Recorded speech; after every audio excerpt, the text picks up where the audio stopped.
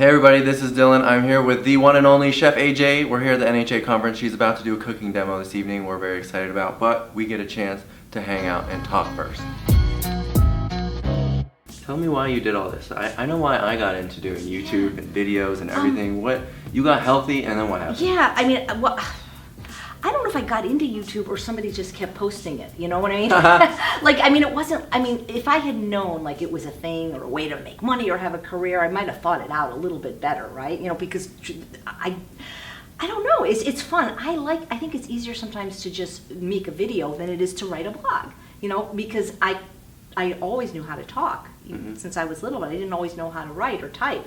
And I just think that the spoken word is more my medium. You know, people say, why don't you start a blog? And it's like, well, anything I would write in the blog, I'd rather just say. And I love doing cooking demos. That's my favorite thing, truthfully. I love showing people how to cook because I think that's really sometimes what they need the most. I think they know what to do.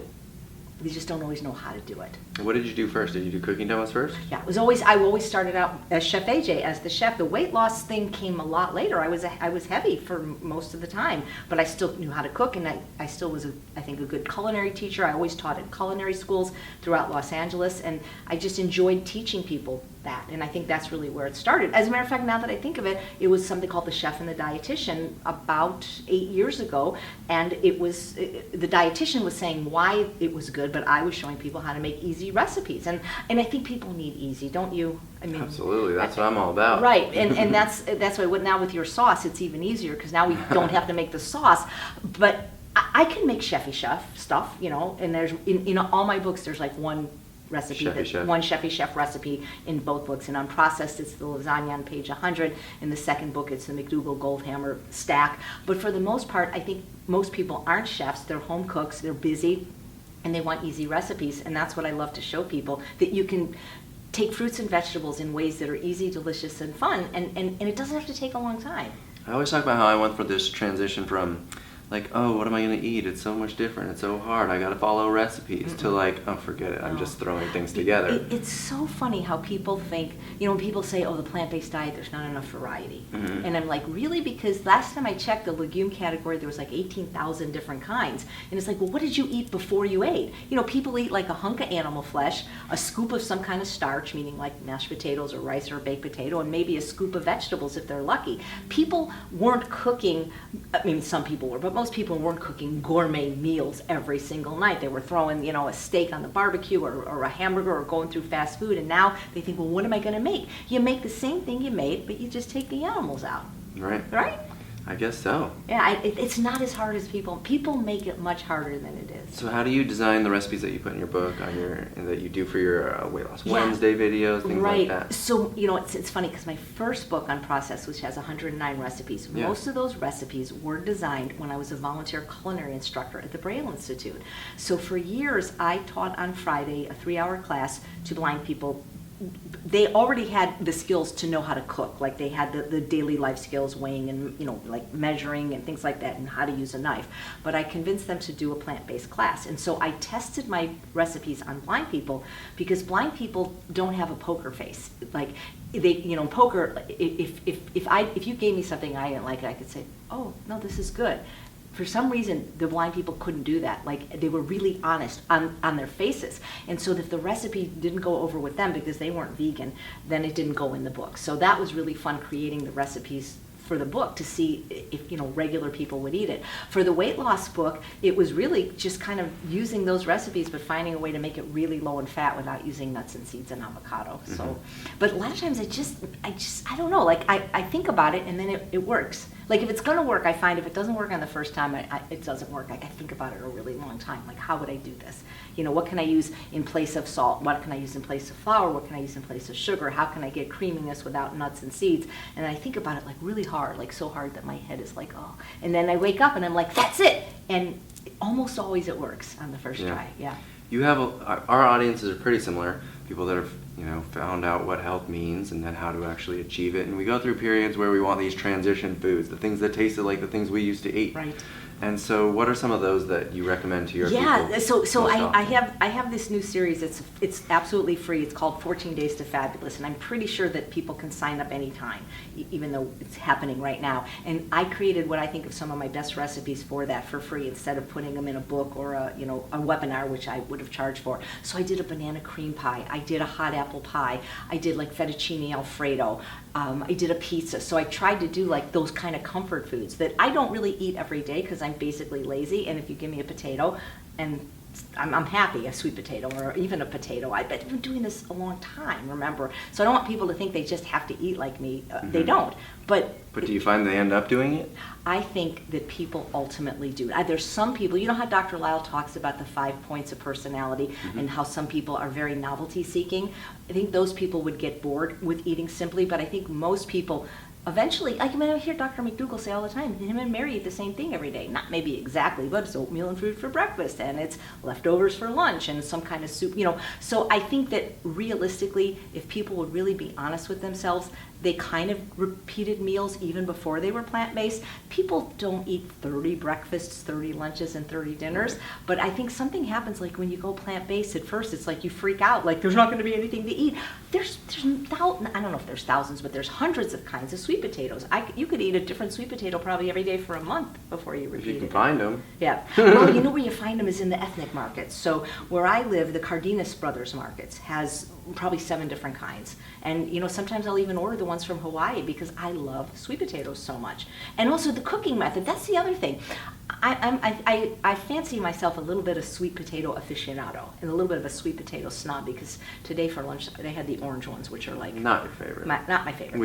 We all know those aren't your favorite. Yeah, my least favorite, but they were cooked in a good manner. But how you cook it tastes totally different. A sweet potato that's microwaved, which is my least favorite way, tastes different than one that's been steamed in the Instant Pot, one that's been baked in the oven at low temperature, that's been roasted at high temperature, one that's been air fried, one that's been roasted, chilled, and air fried. I mean, I'm going to do a video on that one day to show all the different possibilities of the different sweet potatoes and the ways you do them, so I don't get bored, because and also now we have your sauce, but before we had your sauce, I was using and I still use them, and I love them, the California balsamic vinegars. I dip them in sweet heat vinegar or blazing habanero or curry. So they taste different depending on the sauce, or sometimes I eat them completely plain, And I made those sauces because that's how I eat. Really simple. I want to get in and get out as fast as I can. Me too. We're like 2 peas in a pod. People that sit there and like Kathy Fisher, and I'm not saying anything bad because we both love her. She stayed with me, and she's like exactly like my husband. Food comes, I'm done, and those two are like.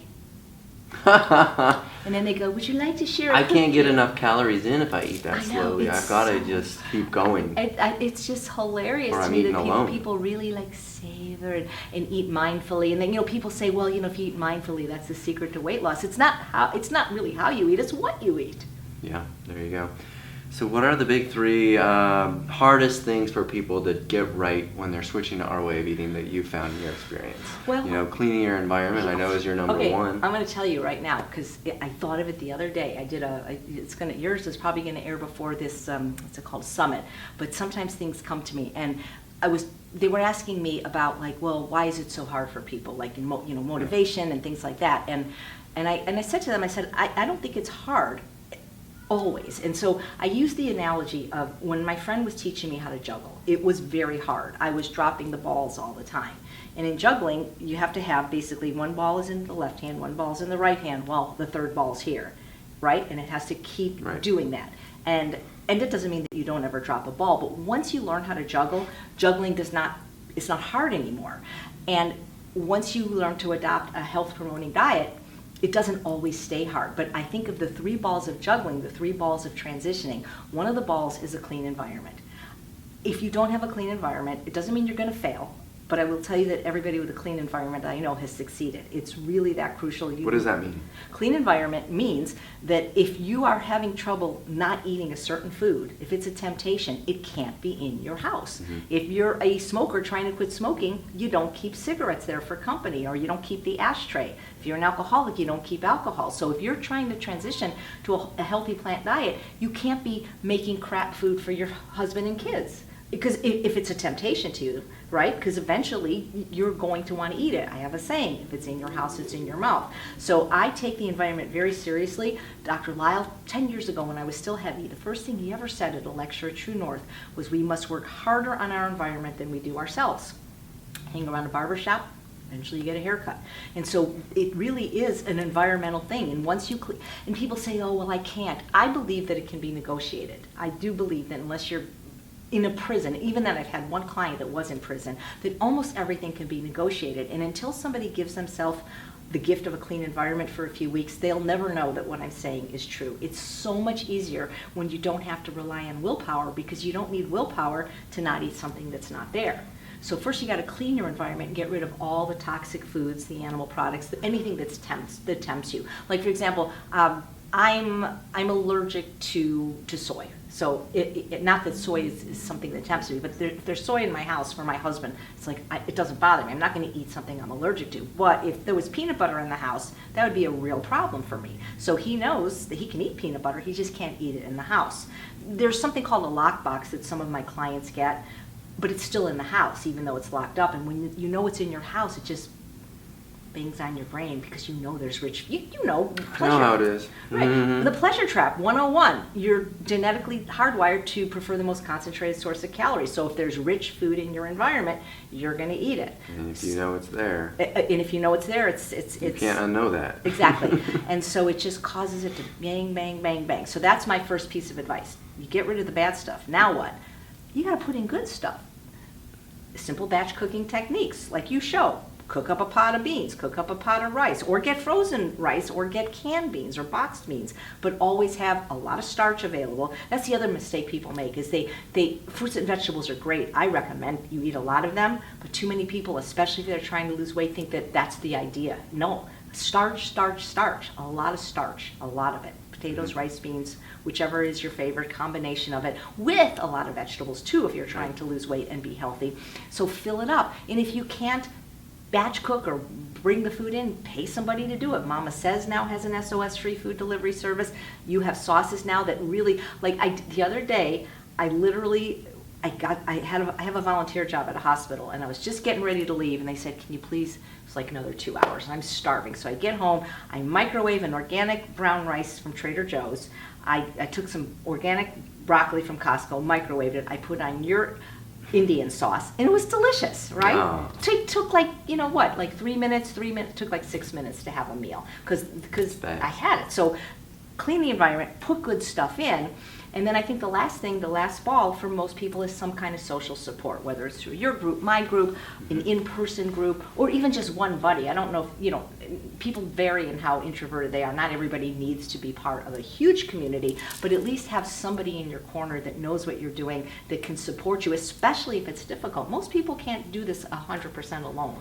Let's talk more about people. The question I get a lot is when a spouse isn't supportive. Right. You just told the story about your spouse being very supportive, Yes. doesn't have peanut butter in the house, Right. etc. How do we help the people that don't have that kind of support? Are these guys trainable, or gals? This is where you got to interview Dr. Lyle. We did a webinar with him, and it's free on YouTube, called Mastering the Environment, and he gives some solid advice on how to do that. Generally, when a person isn't supportive, it's for one of two reasons. One, they're just a food addict themselves, and so they don't even know it. Probably. Yeah, they probably don't want to admit it, and so the thought of that not that food being there is scary to them. A lot of times, they're just very, very disagreeable people, and so I have found that with the people I've worked with, that a truly loving family member will support someone in recovery from food addiction and for weight loss. And so generally that this is a problem in the relationship that transcends this one incident, meaning that this isn't the first time that the spouse said no or acted in that manner. And so it's hard, because you can't tell people, well, just leave your husband. It's not that simple. But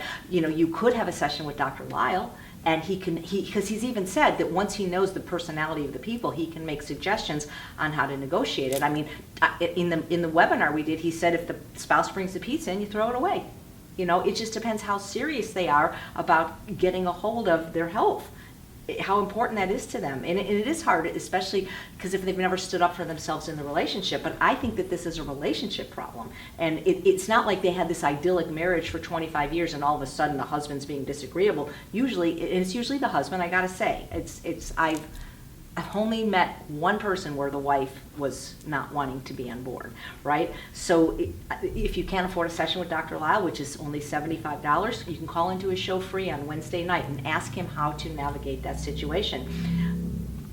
I think the best thing is to just tell your family you can eat whatever you want, but it has to be outside the house. You know, I love you, I want to be here to take care of you, and if these things are in the house, it's really, really difficult for me.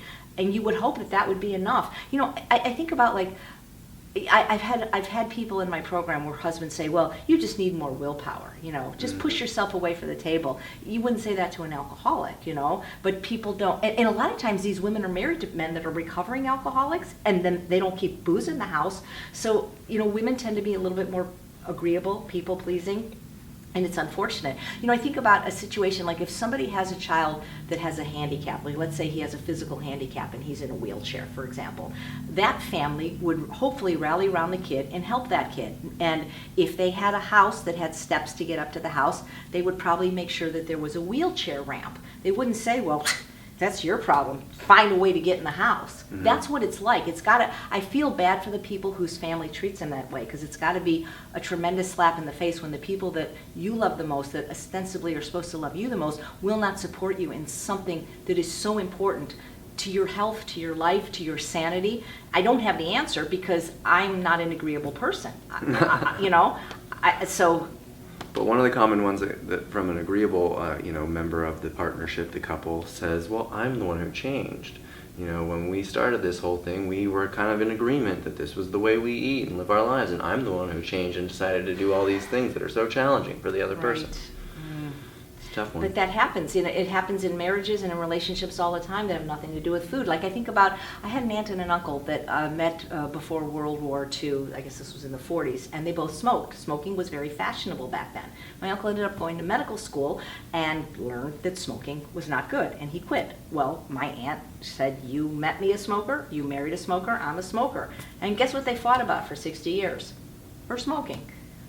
But what they did was reach an agreement that she could smoke outside the house.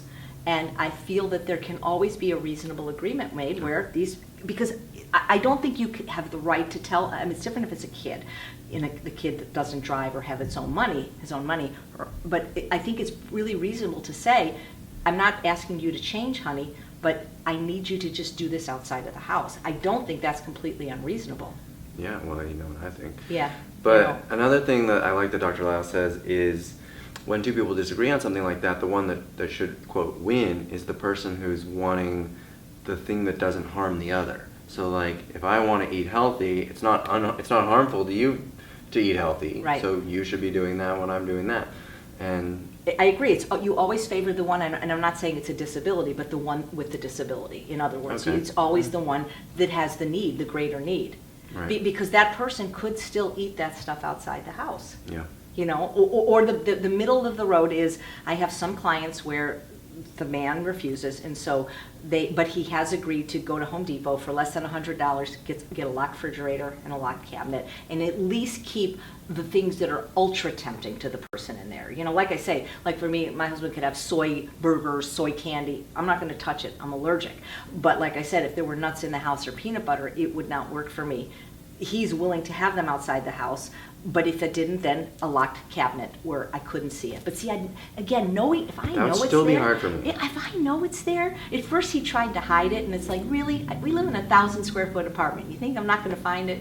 And for me, it's more of a principle too. Like, I really struggle with that because of the food means way more than just the food to me. It means, like, actually my purpose and my goal to be healthy in everything I do. So, like, social circles, you know, what do you talk to people about when they're saying, when they have, you know, it's harder to say leave your husband or whatever, but can you say leave your friends?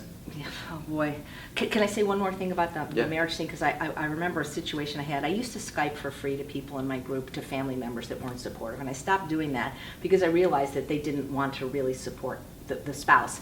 And I remember I said to this guy, and it was on a Skype with the daughter and the husband, and I said, if I gave you, can we just do an experiment, like Dr. Lyle says? Can we just have a clean environment for 3 weeks, just to see if it makes a difference? I could be wrong, but let's just see if it makes a difference to her recovery.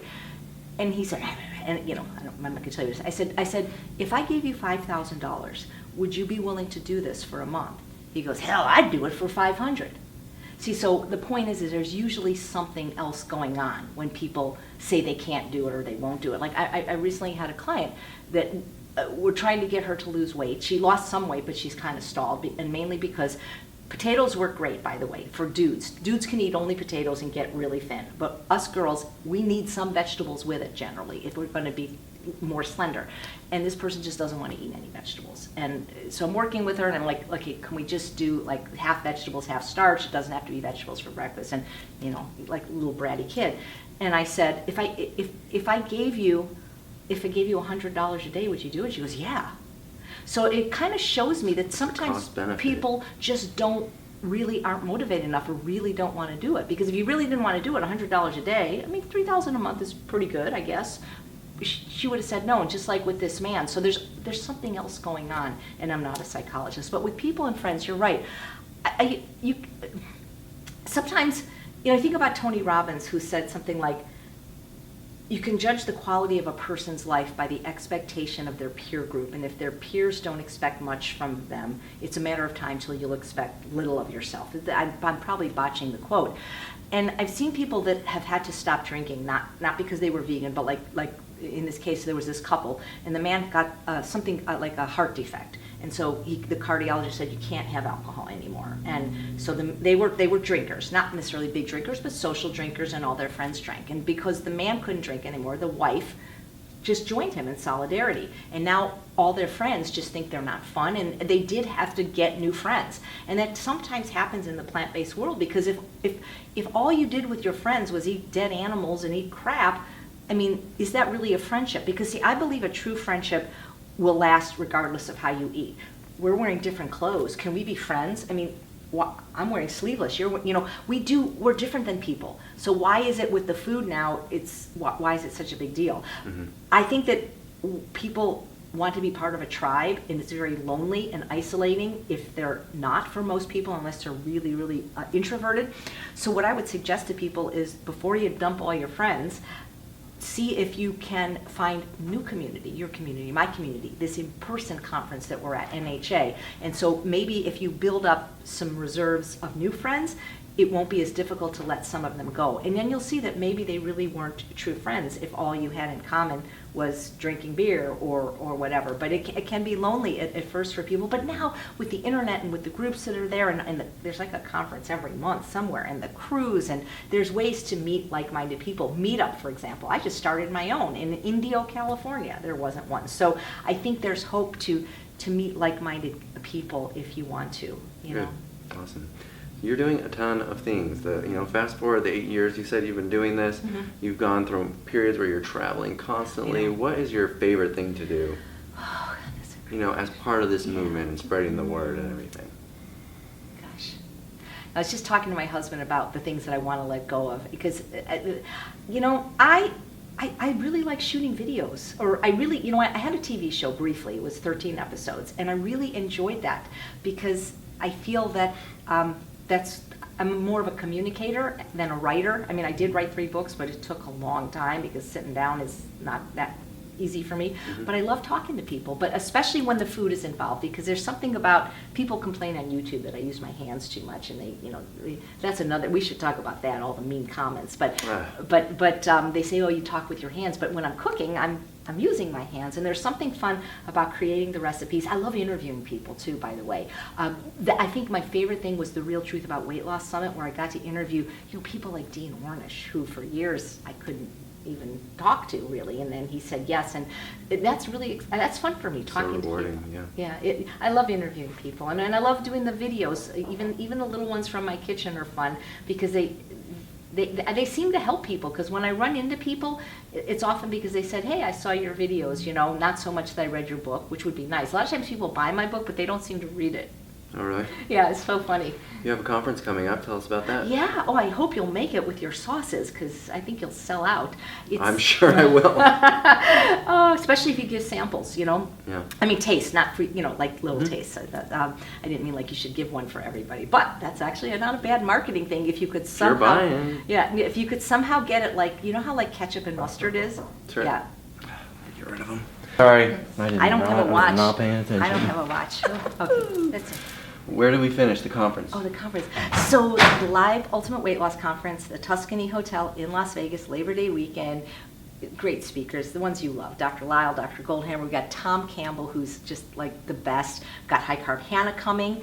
And we've got a new speaker who's not necessarily 100% plant-based, but he's close. He's Dr. Esselstyn's boss, Dr. Michael Roizen. And so we're excited to have him. And it's just a fun conference because everybody knows each other. And I know you like to eat. And so the food is plentiful and delicious and SOS-free, and I'm hoping to get some of your sauces to the chefs there in advance so that it can be included, it's part of the buffet. Okay, Yeah. We'll put a link down below to the conference. Fun talking with you, but you are literally late to be on stage That's right. now, so you gotta go. Thanks, everybody. Take care. Bye.